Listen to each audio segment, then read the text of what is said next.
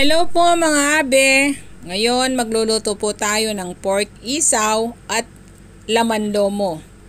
Gagawin natin ito ng adobo at patutuyuin natin. Lininis ko na po ang ating pork isaw at pwede na po natin itong sangkapan.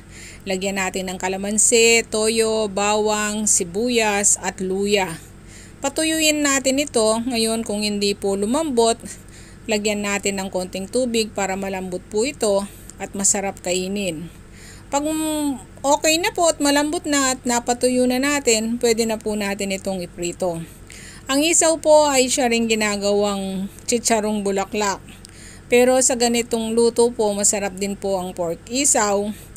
Pwede na po natin itong iprito. Pag nagprito po tayo, tatakpan lang natin kasi maaaring mapaso po tayo dahil mahirap din pong iprito ito. At ang ating laman lomo, isabay na natin.